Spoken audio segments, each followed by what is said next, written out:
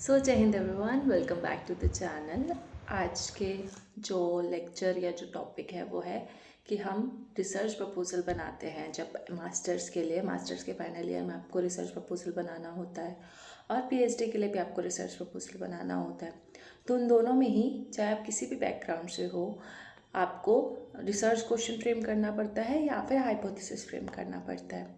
तो आज के वीडियो में हम ये समझेंगे कि आपको सेंट्रल क्वेश्चन अगर बनाना है या हाइपोथेसिस बनाना है तो आप कैसे बना सकते हो। क्या बना सकते हो वो तो आपके टॉपिक पे डिपेंड करता है, पर आप कैसे बना सकते हो उसको मैं प्रैक्टिकल एग्जांपल्स के साथ दिखाऊंगी, जो मैंने अपने रिसर्च प्रपोजल में बनाए थे या फिर जो किसी और का रिसर्च प्रपोजल जैसे बनाते हैं लोग जिनका पीएचडी में एडमिशन हुआ है, तो उन्होंने कैसे फ्रेम किए थे उनके एग्जाम्पल से हम समझेंगे पूरा प्रैक्टिकली। ठीक है। अब और हाइपोथेसिस कब बनाना चाहिए, बाकी जैसे हाइपोथेसिस होता है तो उसका ये होता है कि ज़्यादातर हाइपोथेसिस हम क्वांटिटेटिव रिसर्च के टाइम पे बनाते हैं, और जो रिसर्च क्वेश्चन है वो हम क्वालिटेटिव के लिए बनाते हैं। क्वालिटेटिव यानी कि जैसे आपका history, philosophy, political science, social sciences के जो डिसिप्लिन है वहाँ पे आप रिसर्च क्वेश्चन फ्रेम करते हो। ऑन द अदर हैंड जैसे आपका बीटेक का बैकग्राउंड है, इंजीनियरिंग का बैकग्राउंड है, ठीक है, जहाँ पे आपको सर्वेस वगैरह स्टैटिस्टिक्स वाला पार्ट ज़्यादा होता है, कॉमर्स, मैनेजमेंट, इकोनॉमिक्स, तो वहाँ पे आप हाइपोथेसिस फ्रेम करते हो। और कुछ कुछ जगह पे ऐसा होता है सोशल साइंसेस में भी, इवन दूसरे रिसर्च में भी, कि आप हाइपोथेसिस और रिसर्च क्वेश्चन दोनों फ्रेम करते हो डिपेंडिंग अपॉन कि आपको उसमें स्टैटिस्टिकल एनालिसिस भी करना है और आपको रिसर्च क्वेश्चन भी बनाना है।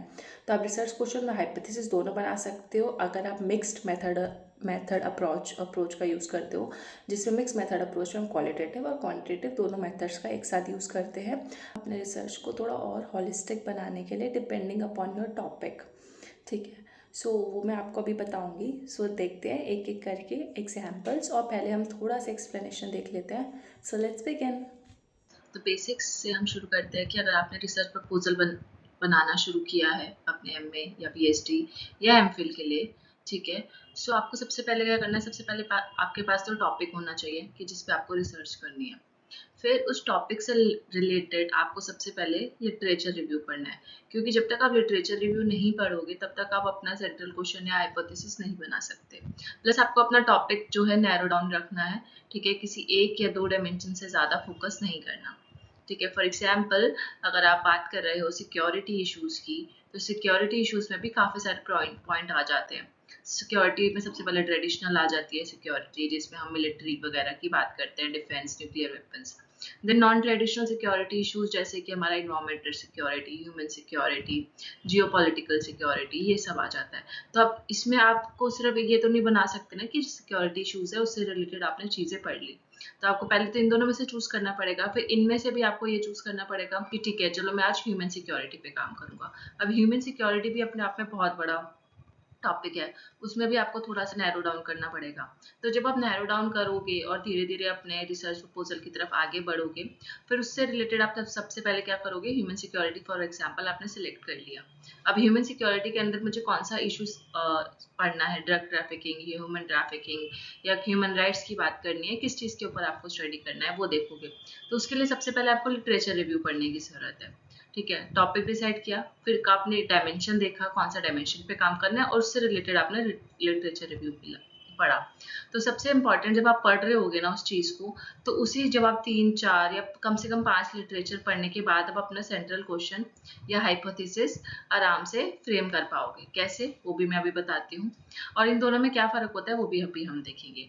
तो लिटरेचर रिव्यू में आपने क्या किया, जब आपने वो पढ़ा तो आपको कहीं ना कहीं आपको रिसर्च गैप वहाँ पे देखने को मिल जाएगा, और आपके दिमाग में क्लियरिटी आ जाएगी कि ठीक है मुझे इससे रिलेटेड काम करना है, इस एरिया में अभी कम काम हुआ है, या अगर काम हो चुका है तो इस उस एरिया में इस डायमेंशन पे फोकस नहीं किया गया, जैसे कि मैं इस टॉपिक को देख रही हूँ वैसे इस टॉपिक को नहीं देखा गया। तो रिसर्च क्वेश्चन आपका बहुत उससे आराम से फ्रेम हो जाता है। अब एक बार रिसर्च क्वेश्चन और हाइपोथेसिस को थोड़ा और प्रैक्टिकल टर्म में समझते हैं। रिसर्च क्वेश्चन जैसे कि आपको कुछ भी हो सकता है। जब आपने लिटरेचर रिव्यू किया तो आपके दिमाग में जो पहला सवाल आया कि हाउ जीडीपी इज इम्पैक्टिंग, ठीक है, आप जैसे कॉमर्स बैकग्राउंड इकोनॉमिक्स के हो तो कि how GDP is impacting our political economy, ऐसा कुछ आपने क्वेश्चन बना लिया। अब आपका रिसर्च क्वेश्चन से रिलेटेड ही आसपास आपका हाइपोथेसिस होगा। अगर आप चाहते हो कि मैं मिक्स्ड मेथड अप्रोच यूज करूँ, ठीक है, मैं चाहता हूँ कि इस क्वेश्चन का आंसर देना चाहते हैं, ठीक है, तो इस आंसर में आप रिसर्च क्वेश्चन जो है कम से कम एक सेंट्रल क्वेश्चन होता है। पहली बात, सेंट्रल क्वेश्चन जो है उसको टीचर ज्यादा फोकस करते हैं, प्रोफेसर ज्यादा फोकस करते हैं कि ये ओवरऑल रिसर्च किसके ऊपर है, क्या स्टडी करना चाहते हैं, क्या रिसर्च करना चाहते हैं। और सेंट्रल क्वेश्चन के अलावा हमारे रिलेटेड क्वेश्चन या सप्लीमेंट्री क्वेश्चन होते हैं, जिसमें बोला जाता है कि तीन या चार आपके सप्लीमेंट्री क्वेश्चन हो भी सकते हैं, कंपलसरी नहीं है, लेकिन सेंट्रल क्वेश्चन एक या दो भी हो सकते हैं, ठीक है। सेंट्रल क्वेश्चन ज्यादातर अगर आइडियल सिचुएशन में देखा जाए तो एक ही सेंट्रल क्वेश्चन आपको बनाना होता है जो आपके ओवरऑल रिसर्च को दिखाए, और उसी सेंट्रल क्वेश्चन के अंदर आप उसके सब टॉपिक्स में रिलेटेड क्वेश्चन भी दिखा सकते हो। जैसे कि आपका सेंट्रल क्वेश्चन है about the political challenges which are faced in India, ठीक है, और आपने उसको किसी एक थ्योरी के साथ रिलेट कर दिया। ये पॉलिटिकल साइंस का एग्जांपल दे रही हूँ, आप अपने फील्ड के अकॉर्डिंग देख सकते हो। और रिलेटेड क्वेश्चन में आपने क्या डाल दिया कि पॉलिटिकल चैलेंजेस जैसे how human security is impacting, how human security is facing political challenges, या फिर सेकेंडली आपने दिखा दिया हाउ इन्वायरमेंटल सिक्योरिटी। तो ये कुछ रिलेटेड क्वेश्चंस हो गए पॉलिटिकल चैलेंजेस के। अब बात करें हाइपोथेसिस की, तो हाइपोथेसिस जो है वो एक एग्जाम्पशन हो जाएगा। अब जैसे इसी का एग्जांपल अगर आप लो, तो जैसे आपने लिखा कि how GDP is impacting our political economy, और हाइपोथेसिस आपने ये बनाया कि जैसे जैसे जीडीपी की ग्रोथ हो रही है, ठीक है, जीडीपी में आपने देखा कि आपके इंडिया में या आपकी कोई भी जिस भी आप कंट्री से बिलोंग करते हो, तो जीडीपी का ग्रोथ हुआ, ठीक है, there is some growth in GDP, and then you have made a hypothesis कि आपने कोई भी दो वेरिएबल लिए, पहला वेरिएबल आपने जीडीपी लिया, दूसरा वेरिएबल आपने एग्रीकल्चर लिया, ठीक है, कि जैसे जैसे एग्रीकल्चरल इकोनॉमी जो है बढ़ रही है, ठीक है, यहाँ पे आपने एग्रीकल्चर में आपको ग्रोथ देखने को मिली, तो एग्रीकल्चर का जो कंट्रीब्यूशन था वो जीडीपी में बढ़ गया, जिसकी वजह से जीडीपी में ओवरऑल ग्रोथ हुई, ठीक है। तो आपने ये हाइपोथेसिस बनाया कि जीडीपी बढ़ी, ठीक है, और क्यों बढ़ी, बिकॉज ऑफ एग्रीकल्चर कंट्रीब्यूशन, ठीक है, क्योंकि एग्रीकल्चर में काफी चेंजेस आए थे, एग्रीकल्चर में डेवलपमेंट हुआ था, ठीक है, तो उसकी वजह से जीडीपी में ओवरऑल ग्रोथ देखने को मिला। अब ये जो हाइपोथेसिस है हमेशा फॉल्सिफाइबल होना चाहिए, फॉल्सिफाइबल इन द सेंस कि उसको नकारा जा सके after a point of time. जैसे कि आपने पूरी रिसर्च करी, आपने सर्वे किया, क्वेश्चनियर किया, इंटरव्यूज लिए, ठीक है, आपने पूरा स्टैटिस्टिकल डाटा का एनालिसिस किया, सो आपको बाद में पता चला कि नहीं, मैं जो पॉइंट रख रहा था, मेरा जो अजम्पशन था, मेरा जो हाइपोथेसिस था कि एग्रीकल्चर डेवलपमेंट हो रहा है और उसकी वजह से जीडीपी में ग्रोथ आया है, तो वो गलत भी हो सकता है। आपका हाइपोथेसिस लास्ट में एक्सेप्ट भी हो सकता है कि हाँ जो आपने सोचा था वो एक्सेप्ट हुआ, पर उसमें there should be a chances of being rejected as well, तो दैट्स वेरी वेरी इंपॉर्टेंट। तो हाइपोथेसिस हमेशा क्या होना चाहिए, फॉल्सिफाइबल होना चाहिए, आपको कोई भी यूनिवर्सल फैक्ट स्टैब्लिश नहीं करना, प्लस हाइपोथेसिस बनाते वक्त आपको दो वेरिएबल्स का यूज करना ही होता है, ठीक है, कोई भी दो वेरिएबल्स आपको लेने होते हैं कि एक बढ़ रहा है तो दूसरा घट रहा है, या दो एक बढ़ रहा है तो दूसरा भी बढ़ेगा, या जो इसका इम्पैक्ट है वो इस पे क्या पड़ रहा है। तो इम्पैक्ट वैसे डिपेंडेंट इंडिपेंडेंट वेरिएबल आपको पता ही होगा, और वही हाइपोथेसिस आपको हमेशा स्टेटमेंट फॉर्म में लिखना होता है। तो और फिर इसके अलावा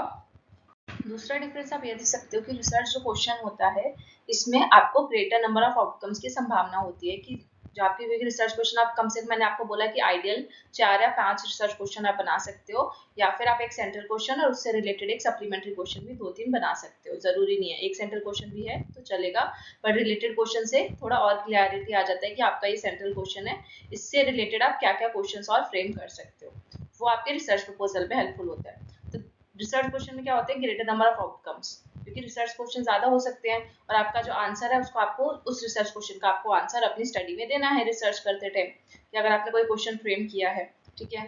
फिर जो हाइपोथेसिस है, हाइपोथेसिस जो है क्योंकि हम इसमें 2 या मुश्किल से 3 वेरिएबल ज्यादा से ज्यादा कंसिडर करते हैं, ठीक है, और इम्पैक्ट देखते हैं किसी पर्टिकुलर चीज का, कि यहाँ पे कि मेरे को ये अजम्पशन है या मैं ये ऐसा सोचता हूँ या सोचती हूँ कि इसका इम्पैक्ट जो है इस पे ऐसा पड़ेगा, ठीक है, या जैसे जैसे हमारे पॉलिटिकल डिसीजन में एक ट्रांसपेरेंसी आएगी, वैसे वैसे जो पॉलिटिकल पार्टिसिपेशन है, लोगों का वोटिंग बिहेवियर है वो भी बढ़ेगा, तो ये आपका हाइपोथेसिस हो सकता है।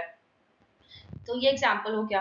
तो यहाँ पे जो आउटकम की संभावना है, जो आपका हाइपोथेसिस है वो मिनिमम आउटकम देता है, ठीक है, तो ये होता है। फिर उसके अलावा आपको अब रिसर्च क्वेश्चन आप कब बनाते हो? जो रिसर्च क्वेश्चन है जब आपके एरिया में बहुत कम रिसर्च हो रखी है, जो भी आपने टॉपिक सजेस्ट किया है उसमें बहुत कम रिसर्च हो रखी है, तभी आपको एक रिसर्च क्वेश्चन आपने फ्रेम किया। फॉर एग्जाम्पल पॉलिटिकल डिसीजन और पार्टी वोटिंग पे अभी रिसर्च हुई है, ऑब्वियसली ऐसा कोई टॉपिक नहीं है जिसपे रिसर्च ना हुई हो, लेकिन उस पर आपको दिखा कि हाँ यहाँ पे रिसर्च गैप है, यहाँ पे इस एरिया में रिसर्च नहीं हुआ है, तो आपने उसके लिए एक रिसर्च क्वेश्चन फ्रेम किया और उसका आंसर आप अपनी पूरी स्टडी में दोगे, पूरा जब आपने लिटरेचर रिव्यू करने के बाद। तो ये सब चीजें मैं बार बार बता रही हूँ, रिसर्च क्वेश्चन हाइपोथेसिस आप पूरा लिटरेचर रिव्यू करो, टॉपिक समझो, उसके बाद फ्रेम करोगे तो ज्यादा इजी रहेगा। और मैं बोनस ट्रिक भी बताऊंगी कि आपको बिना मेहनत करे सिर्फ टॉपिक और वो करके आप रिसर्च क्वेश्चन या हाइपोथेसिस कैसे फ्रेम कर सकते हो, तो वीडियो के एंड तक रहना। फिर हाइपोथेसिस क्या होता है? जिसपे ऑलरेडी बहुत रिसर्च हो चुकी है, इनफ रिसर्च है आपके पास और उस डाटा के बेसिस पे आपने ये चीज कंक्लूड करी। जैसे कि पॉलिटिकल डिसीजन और पॉलिटिकल बिहेवियर पे ऑलरेडी किसी ने रिसर्च की हुई थी 2017-18 में, ठीक है, कि ऐसा ऐसा हुआ था, लेकिन अब सिनेरियो चेंज हो चुका है, आर्टिफिशियल इंटेलिजेंस आ गया, टेक्नोलॉजी आ गई है, तो अब सिनेरियो और चेंज हो चुका है, तो आपने उसी डाटा का यूज किया कि उस डाटा में से आपने देखा कि अच्छा ये डाटा था और यहाँ पे उस टाइम पे ऐसा था, फिर आपने कंपैरेटिव स्टडी करी आज के कॉन्टेक्स्ट में कि अच्छा ठीक है अब 2022-23 में ये सिनेरियो है, उस टाइम पे ये सिनेरियो था, तो उसमें आप जो आपने स्टडी की थी, जो आपने केस स्टडी लिया था या जिस किसी और का वर्क आपने रेफरेंस के लिए यूज किया था, तो वहां पे आपको एक आइडिया हो जाएगा कि आप कौन से मेथडोलॉजी, उसने कौन सी मेथडोलॉजी यूज की थी, ठीक है, उसने क्या सर्वे किया था, कैसे टेक्निक्स यूज की थी, कौन से टूल्स यूज किए थे रिसर्च के लिए, तो आप वो वहां से देख के आप अपनी रिसर्च में भी वो सेम टूल्स यूज कर सकते हो और रिसर्च कर सकते हो। और अभी आपको रिसर्च करनी नहीं है, अभी आपको पीएचडी में एडमिशन लेना है, ठीक है, तो इस research proposal is just a proposal, एक ब्लूप्रिंट कि आपको ऐसे ऐसा करोगे आप इन फ्यूचर, अब ये चीजों का यूज करोगे, आप ऐसे ऐसे चीजें करोगे, तो आप हमेशा रिसर्च प्रपोजल विल यानी कि फ्यूचर टेंस में लिखते हो। उसके अलावा अगर बात करें ये दो चीज हो गई, अब बात करते हैं एग्जाम्पल्स की। सो जैसे ये है सेंट्रल क्वेश्चन, ठीक है, ये एमए का रिसर्च प्रपोजल है और यहाँ पे आपने क्वेश्चन फ्रेम किया कि आपने पूरे सोचा कि चलो मैं नॉर्थ ईस्ट पर स्टडी करूंगा, फिर आपने कुछ लिटरेचर रिव्यू किए और आपको पता चला कि वहाँ पे क्या क्या चैलेंजेस उनको फेस करने पड़ रहे हैं, ठीक है, तो क्या ग्रोइंग चैलेंजेस उनको फेस करने पड़ते हैं, और हमने देखा कि जो नॉर्थ ईस्ट वाले हैं वो इंक्लूसिव फील नहीं करते, ठीक है, इंडिया के साथ इंक्लूसिव फील नहीं करते, उनको डेरिवेटरी टर्म्स जैसे नेपाली, चाइनीज या उनको थोड़ा अलग देखा जाता है, ठीक है, सो वो चैलेंजेस आपको देखने को मिले, तो आपने एक सेंट्रल क्वेश्चन फ्रेम किया कि चलो मैं इस पे रिसर्च करूंगा कि कैसे नॉर्थ ईस्ट इंडिया जो है उसको हम और इंक्लूसिव बना सकते हैं रिफॉर्म्स के through, despite of growing challenges faced by them, ठीक है, कौन कौन से चैलेंजेस, जैसे हैंडलूम्स की प्रॉब्लम है, वहाँ पे सोशो पॉलिटिकल इकोनॉमिक प्रॉब्लम्स है, तो अब ये तो मैंने बहुत लंबा क्वेश्चन फ्रेम कर दिया, इन कल्चरल प्रॉब्लम्स है, इन्वायरमेंटल इशूज है, ठीक है, तो इसमें भी आपको सेंट्रल क्वेश्चन को नैरो डाउन करना है, ये मैंने इसलिए बता रही हूँ ताकि आप इसको समझो कि ऐसा सेंट्रल क्वेश्चन से अच्छा है कि आप एक किसी एक चीज को लेकर चलो कि कोई एक प्रॉब्लम, कौन से चैलेंजेस फेस कर रहे हैं इन टर्म्स ऑफ, आपने ये काट दिया, ठीक है, आपने देखा सिर्फ सोशल, और मैं किस पे फोकस करूंगा, कल्चरल एंड एनवायरमेंटल इश्यूज पे फोकस करूंगी, ठीक है, और ये सारी चीजें पे नहीं, तो ये आपने लिखा face by them in terms of cultural and environmental issues, ठीक है, कि क्या कल्चरल और एनवायरमेंटल इश्यूज की वजह से उनको क्या चैलेंजेस फेस करने पड़ते हैं, तो ये सेंट्रल क्वेश्चन हो गया। इससे रिलेटेड आप रिलेटेड क्वेश्चन भी बना सकते हो कि इसी को देखते हुए कि क्या कौन कौन से गवर्नमेंट ने इनिशिएटिव्स लिए जिससे कि ये चैलेंजेस जो है नॉर्थ ईस्ट में ग्राउंड लेवल पे इसको हम क्या कर सकते हैं, या गवर्नमेंट ने कौन से इनिशिएटिव्स लिए हैं और कौन से वो इनिशिएटिव्स ले सकती हैं ग्राउंड लेवल पे इस प्रॉब्लम को सॉल्व करने के लिए। अब मैंने हाइपोथेसिस क्या बनाया, हाइपोथेसिस ये बनाया कि वहां पे, क्योंकि उनको हमेशा एज अ बारबेरियन देखा जाता है, बारबेरियन का मतलब होता है फॉरेनर या फिर आउटसाइड द कम्युनिटी देखा जाता है नॉर्थ ईस्ट इंडिया के लोगों को, एंड वहाँ पे फैसिलिटीज, लैक ऑफ फैसिलिटीज है, ठीक है, एथनिक और ट्राइबल कंफ्लिक्ट चल रहे हैं और as well as difficult terrain है, जिसकी वजह से वहाँ पे जो नॉर्थ ईस्ट में जो डेवलपमेंट है वो हो नहीं पाती, तो मैंने दो वेरिएबल्स लिए, पहला वेरिएबल कि वहाँ पे ट्राइबल और एथनिक कंफ्लिक्ट चल रहे हैं जो वहाँ का टेरेन है वो, और दूसरा मैंने ये ले लिया कि नॉर्थ ईस्ट में जो डेवलपमेंट इसलिए नहीं हो पा रही क्योंकि ट्राइबल कंफ्लिक्ट जितने ज्यादा होंगे नॉर्थ ईस्ट में डेवलपमेंट उतनी ही कम होगी, तो ये मेरा हाइपोथेसिस हो गया, तो ये मैंने दो वेरिएबल्स ले लिए। अब मैं चाहती तो हाइपोथेसिस की यहाँ पे जरूरत नहीं थी, सिर्फ भी सेंट्रल क्वेश्चन को मैं ले सकती थी, पर क्योंकि मेरे को जो क्वांटिटेटिव मेथड से स्टडी करनी है, सर्वे वगैरह करना है, नॉर्थ ईस्ट में जाऊंगी, सर्वे करूंगी, स्टैटिस्टिकल डाटा एनालाइज करूंगी कि सच्ची में ऐसा है कि नहीं, तो हाइपोथेसिस भी आप बना सकते हो। इसके अलावा जैसे दूसरा एग्जाम्पल अगर आप देखो,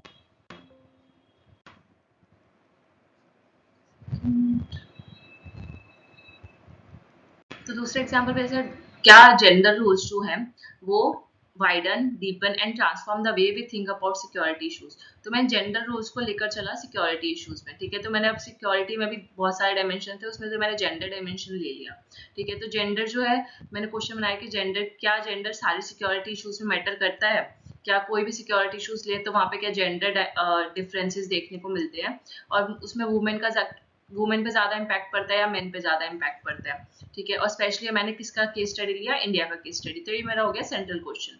अब सेंट्रल क्वेश्चन ये हो गया, रिलेटेड क्वेश्चन मैं बना सकती हूँ कि जेंडर का जैसे वॉर में क्या रोल है, या ह्यूमन सिक्योरिटी में को हम कैसे एड्रेस कर सकते हैं ग्लोबल इशू को, जो ह्यूमन सिक्योरिटी का, स्पेशली इसमें भी मैंने कौन सा इशू ले लिया, ह्यूमन ट्रैफिकिंग का।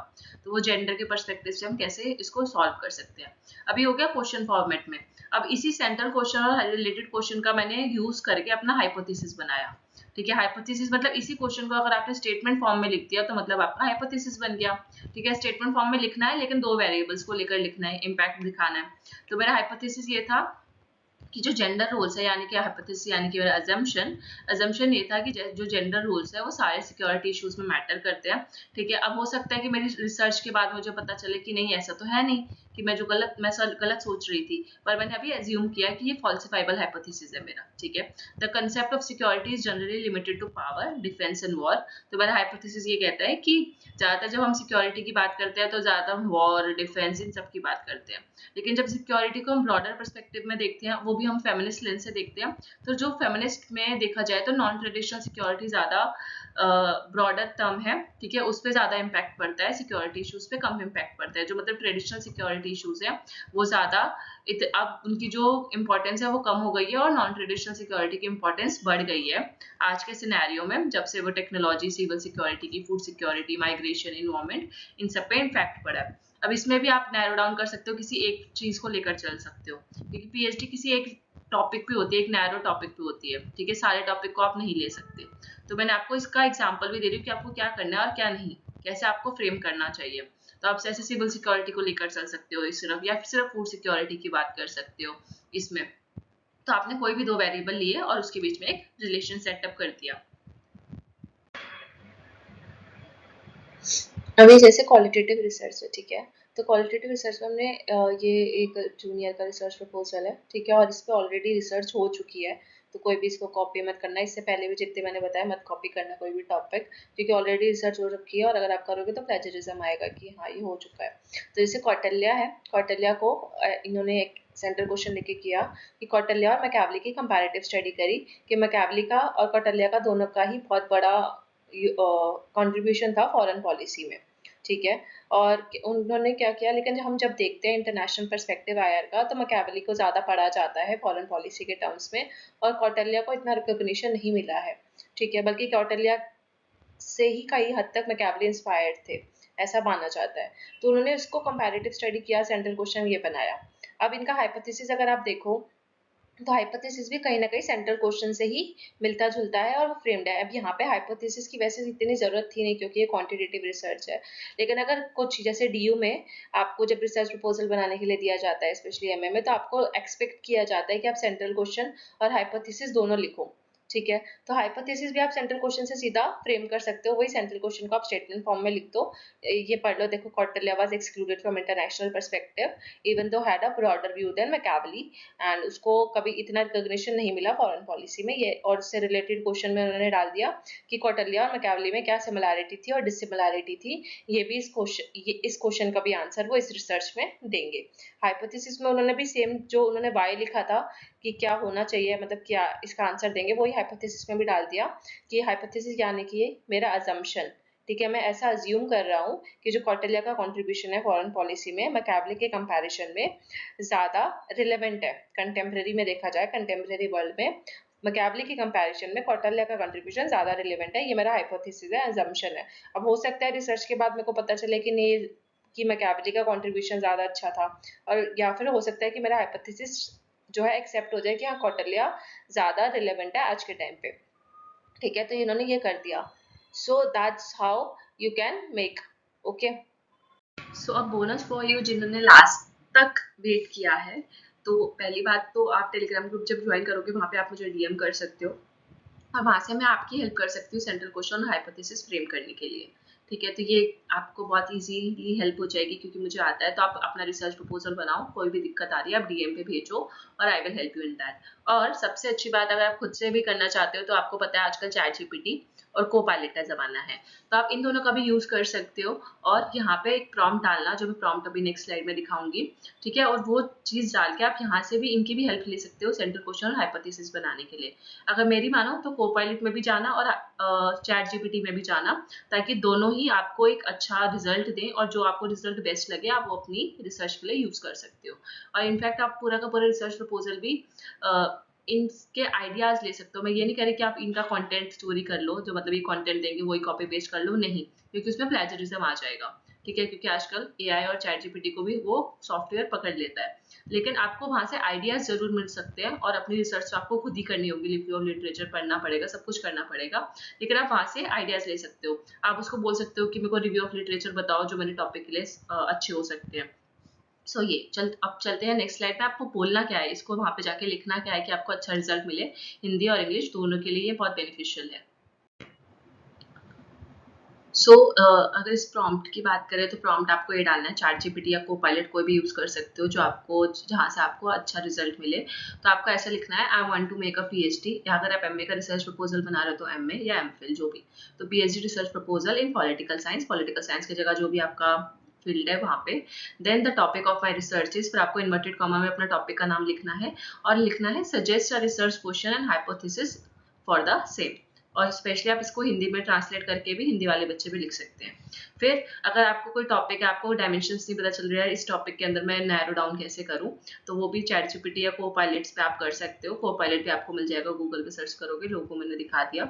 Suggest me 5 dimensions for my research on the topic, और फिर टॉपिक का नाम for my PhD research proposal. ये आपको बहुत शॉर्ट लाइन है जो आपको बहुत हेल्प करेगी और अच्छा रिजल्ट देगी, क्योंकि आप कुछ भी प्रॉम्प्ट डालते हो और आपको पता है कि चैट जीपीटी और कोपायलट, अगर आप सिर्फ इतना लिखोगे कि ये मेरा टॉपिक है, इसमें मेरे को हाइपोथेसिस रिसर्च क्वेश्चन चाहिए, उसको नहीं पता। लेकिन अगर आप उसको एक कॉन्टेक्स्ट देते हो कि मैं रिसर्च प्रपोजल बनाना है और पॉलिटिकल साइंस के लिए बनाना है या फिर पीएचडी के लिए बनाना है, ठीक है, तो वो उस हिसाब से आपको वो रिजल्ट देगा। तो ये मैंने प्रॉम्प्ट इंजीनियरिंग किया हुआ है तो आई नो कि कैसे रिजल्ट आ सकता है। मैंने भी ट्राई किया था, काफी अच्छे रिसर्च क्वेश्चन और हाइपोथेसिस मिले थे। इवन आप लिख सकते हो सजेस्ट, एक ही जगह लिख सकते हो सजेस्ट 5 रिसर्च क्वेश्चन। अगर आप उसको एक पर्टिकुलर नंबर दे देते हो तो वो आपको 5-6 रिसर्च क्वेश्चन या 5-6 हाइपोथेसिस सिलेक्ट करके दे देगा और उसमें से आप कोई एक चूज कर सकते हो अपने हिसाब से, ठीक है। और वैसे यहाँ पे मैंने 5 लिखा है तो आप कितने भी लिख सकते हो, 3, 2, तो जितना आप उसको ज्यादा डायमेंशन दोगे उतने में आपको ज्यादा फायदा है कि आप ज्यादा चॉइसेस होंगे आपके पास चूज करने के लिए। Thank you so much for watching, join my Telegram group, ठीक है, learningmantra.pp मेरे टेलीग्राम ग्रुप का नाम है, आप ज्वाइन कर सकते हो। और अगर चैनल अच्छा लग रहा है तो आप प्लीज़ बाकियों के साथ भी शेयर कर देना, ताकि उनको भी पता चल जाए कि कैसे रिसर्च प्रपोजल के लिए आप सेंट्रल क्वेश्चन हाइपोथेसिस बना सकते हो। और ऑलरेडी मैं पूरा प्लेलिस्ट बना चुकी हूँ कि जिसमें मैंने आपको बता दिया कि आपको रिसर्च टॉपिक कैसे सिलेक्ट करना है, रिसर्च टॉपिक के बाद आपको उस टॉपिक सिलेक्ट कैसे करना है वो मैंने बताया था। फिर आपको रिसर्च प्रपोजल कैसा होना चाहिए उसका फॉर्मेट मैंने दिखाया था, अपना रिसर्च प्रपोजल जो मैंने बनाया था उसका मैंने पूरा दिखाया हुआ है इस पे। फॉर्मेट के बाद मैंने आपको ये भी बताया हुआ है कि इंटरव्यू में कैसे क्वेश्चंस आएंगे। इंटरव्यू के दो वीडियोस बनाए हैं, जैसा मैं, क्योंकि मैंने आपको बताया कि मैं 4 बार इंटरव्यू दे चुकी हूँ अलग अलग फील्ड में, एक बार पॉलिटिकल साइंस में, एक बार अफ्रीकन स्टडीज में, आईआर में। तो कहाँ से कैसे क्वेश्चन पूछे गए तो उसका मैंने एक जनरल आंसर्स और क्वेश्चंस आपको वहाँ पे बता दिए थे। तो वो देख सकते हो, मतलब पूरा का पूरा पीएचडी प्रोसेस पे एक पीएचडी गाइड करके एक प्लेलिस्ट का नाम है, वो आप देख लेना, लिंक आपको डिस्क्रिप्शन में भी मिल जाएगा। तो वहाँ पे, और टेलीग्राम ग्रुप भी आप ज्वाइन कर सकते हो पीडीएफ्स वगैरह के लिए, या कोई भी अगर डाउट पूछना हो तो आप वहाँ पे मुझे डीएम भी कर सकते हो। मिलते हैं नेक्स्ट लेक्चर में, till then stay tuned, bye bye.